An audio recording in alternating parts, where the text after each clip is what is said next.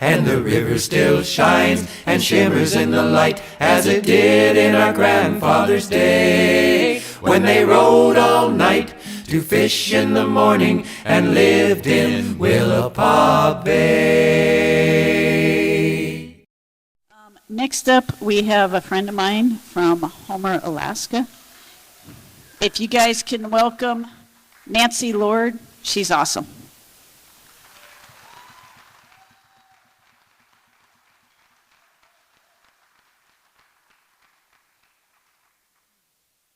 Thank you all for being here. That was great to hear from Jeff. So yeah, Meezie and I are both from the Kenai Peninsula in Alaska, and we also have a keeper organization, Cook Inlet Keeper.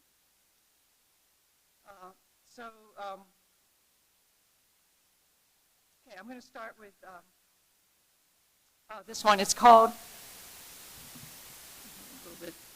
A Poem in Defense of the Salmon Poem.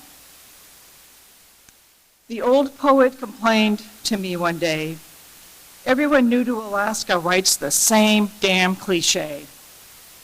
They put pen to paper and write an ode all about salmon as though it's new gold.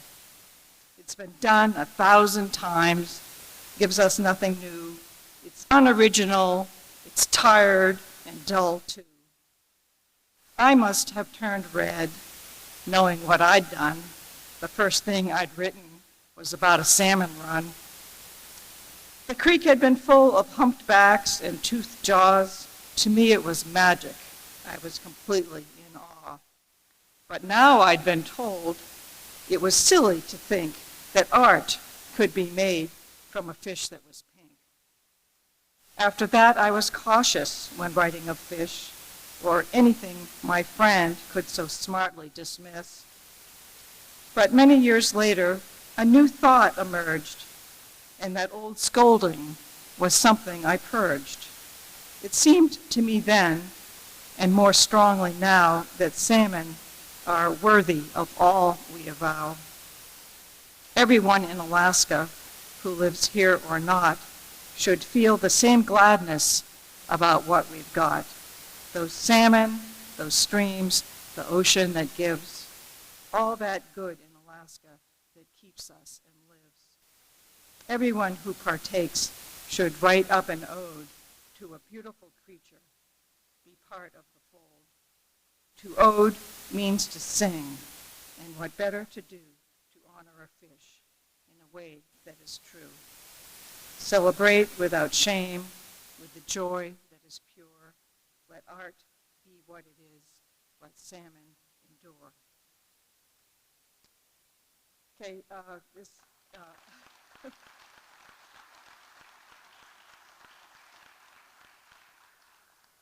this next one is new. I just wrote it, and it's called Glass Balls for All. There is a fisherman I know who ran a tender to the west. He liked to skip ashore to hunt for glass balls in the dunes. Who doesn't love to find such treasures, these artifacts of Japan's fishing? Recycled glass from sake bottles was hand-blown new and sealed airtight with buttons marked to show the maker. In decades past, they served good purpose. They kept afloat. They kept those nets afloat. Along came cork and all those plastics to end them in the 40s, except for all the lost ones turning in the North Pacific gyres to sometimes sweep to shore. Though rare they are to find these days, the tender man in Bristol Bay was one to know and had the means to search above the beach where storms had pushed them by the hundreds well past the high tide marks. They lingered there, half sunk in swales like Easter eggs in nests of grass. The tender man cut buoy balls to turn them into bags. He picked those eggs and filled his bags. He carried them away. He took some to the Kenai River and tossed them from a boat. The dipnet fishers there were startled to find them floating past. They thought a sudden wave had worked them loose from somewhere in the turf. dozens more and dropped them from a plane. They floated then in Kachemak, surprises for their finders. Today, they sit on windowsills as conversation starters. What stories do their owners tell? Not this one, that's for sure.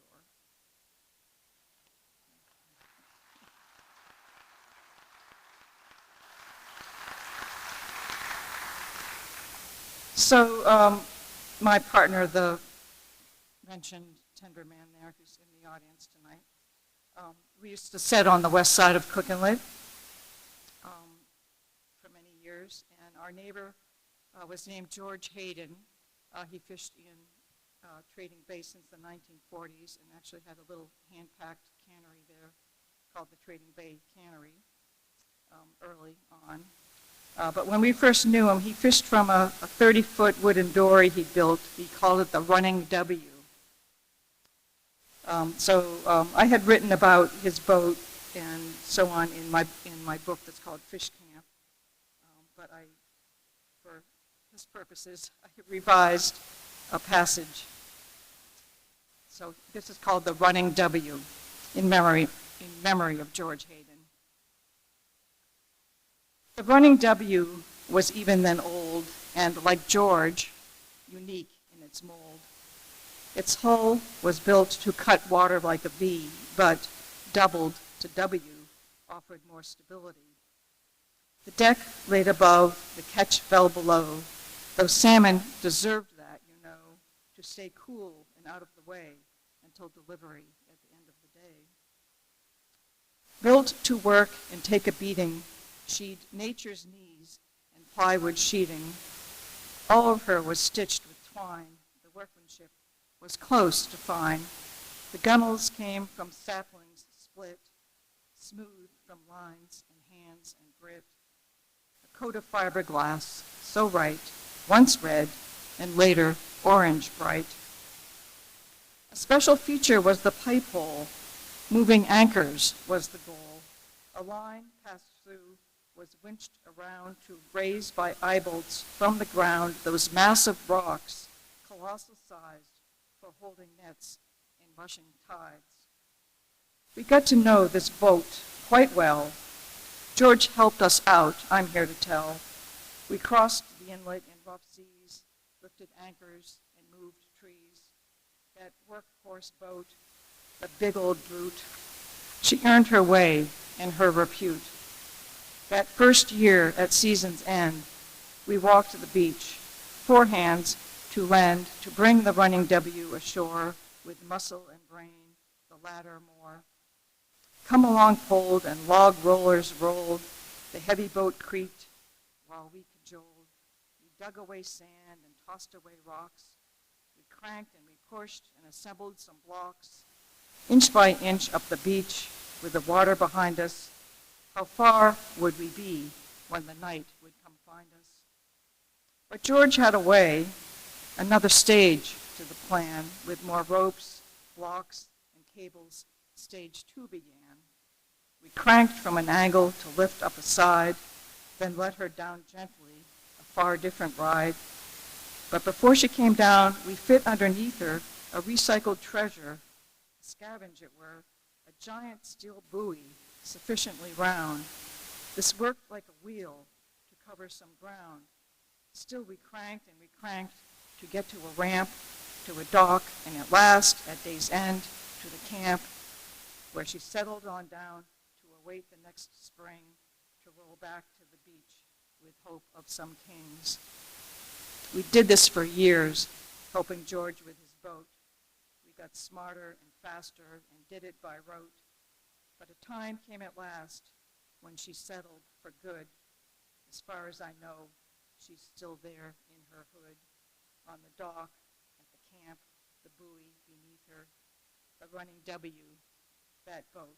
That's the end. I prefer her.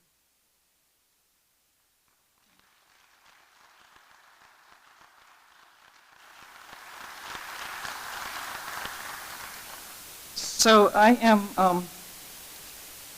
really a prose writer. I'm only a poet for Fisher Poets. So I'm going to read just the first 3 pages of a short story. It was published in a climate change anthology a couple of years ago. It takes place on a halibut fishing boat. It's called Come Help Me. On May 1, aboard the Morning Star, Yulia is learning the various meanings of May Day. In Russia, she knew it as a major holiday. In the Soviet days, it had meant speeches and parades in Red Square, and later in her time, it was a nicer day for celebrating spring and workers. In America, Peter is teaching her. It involves putting flowers in a basket and dancing around a pole with ribbons, and maybe too, depending on who you are, communist sympathizer or not, saying kind things about workers. But more importantly for them now, May Day is all one word and is what she must shout into the radio if the boat is on fire or sinking. She should shout it 3 times in a row and give the location. This is how you work the radio, Peter has shown her. This is the emergency locator beacon, and this is how you turn it on, although it should turn on automatically if it goes underwater. This is the emergency life raft, and this is where you release it. These are our survival suits. Now we put soap on the zippers. Now we practice getting into them. Gumby is a rubber man, yes, from a cartoon. No, hood now, zip all the way. Now we do it again, faster. He uses the timer on his big, complicated, good underwater watch. Now you are dead of hypothermia, he says, if she's too slow to zip or can't get her hair tucked into the hood. She is very confused, but no, May Day has nothing to do with spring or flowers or workers. It's French. Peter says, Venez m'aider, come help me. Yulia can barely imagine her other life, the one that's disappearing with every minute on the water and every mile from land. Only 2 days ago, just when finals week started, she'd sold her textbooks, tossed piles of papers into the trash, kissed her favorite microscope goodbye, and flown to Kodiak to meet Peter. Her master's degree in marine biology and the award she'd received for her thesis were happy achievements, but she didn't need the long robe and flat hat, nor so much hugging. She has a new job, sticking hooks into stinky herring, clipping the short lines onto the long line, watching the lines go down, and then 6 hours later, watching them come up, big white belly fish taking shape as they swing towards the surface. Maggie's clothesline, Peter says, like big white panties coming up, and it's for her to unpin them. Bigger than panties, maybe pillowcases and sheets. Who is Maggie? Peter doesn't know this. It's just an expression. Her happiness comes not just from big halibut that will make money for Peter and her. There's the rest to love, sky, waves, gulls with lonesome voices, some fish frying in a pan, a deck to scrub, a movie to watch and forget, mountains far away with snow. And Peter, of course, she wants to be with this man, Perpetua, engine oil on his hands and fish oil in the brain. Yulia is learning about the American enterprise system, quota shares that mean Peter can catch certain pounds of halibut in the part of the ocean called Area 3A. Enterprising is when you figure things out, like in science, but for more practical and personal reasons. Peter is always figuring things out, how to make something work, how to use mayonnaise instead of the eggs she somehow forgot at the store. She wants to be enterprising too, and now she's already learned how to run the hydraulics so that Peter can gaff the monster fish. When he was not mad about the eggs, he called her a natural at baiting hooks and snapping ganyons. She felt proud when he praised her good hands. She's not so confident about the knives. It's Peter's job to gut the fish, hers to pack the insides with ice. They will fill the hole this way. Yes, all the weight of the school year, all the effort she'd made for so long, it falls away until she is like one of the gulls herself, that one, sitting on the water. riding up and over a swell so lightly, like it is only feathers full of air. So,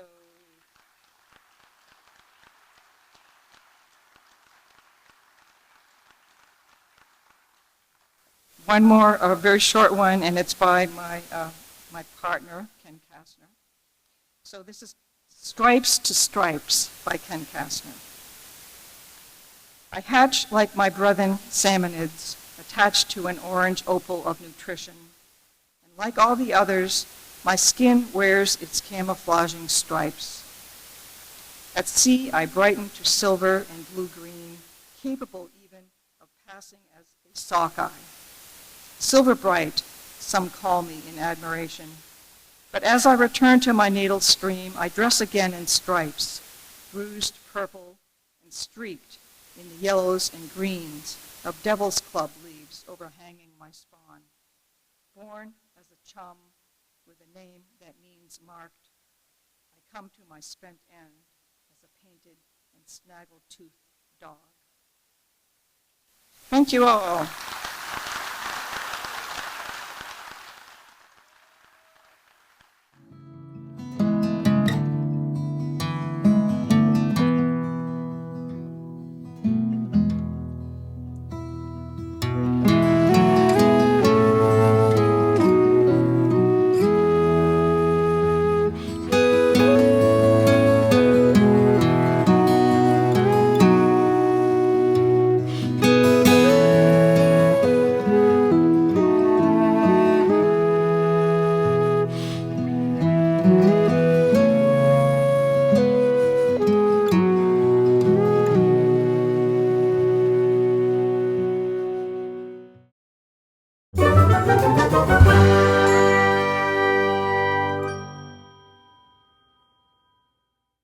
Thank you for joining us here to talk about FisherPoets Gathering. Can you tell me your name, please? I'm Charlie Becker.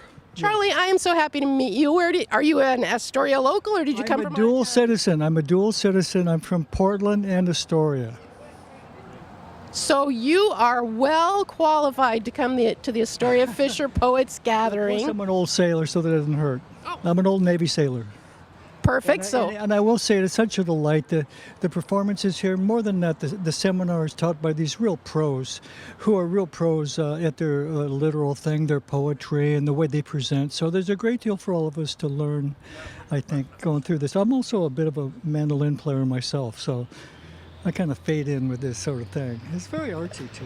Yeah. That's fantastic. And I've heard the workshops are really, really good as well. So I'm glad you're very good on doing your writing. These guys on the water, evidently they occupy themselves doing their writing. They're really remarkably creative. I'm sure you must observe the same thing. Yeah. Indeed. Yeah. Charlie, how many years have you been doing this? I'm about 4 years into this one. Okay, and it is kind of new to me, but about 4 years. But I fit right in, and well, for the most part. But there's really a community of people on the water who come here, and I do feel that most of us don't know what it's like to be on that water out there. So here it is brought for us. We get a sense of it, and I appreciate that. Well, I know it's only Friday. We haven't had the Saturday performances yet, but what's been your favorite part so far? I think some of the workshops I attended yesterday, which involved your writing of your content and the telling of your story, because we do have stories, and so much of this really is about stories, and it has broad application for stories of all sorts. And so they teach you how to prompt yourself, how you might get enthusiasm, how to present, and really how to find your voice. I mean, really, isn't that what it is? Most of us want to find our voice in what we do. You know what? We are so lucky we got to talk to you today. Thank you so much for talking with us. Thank you. Likewise. Appreciate it.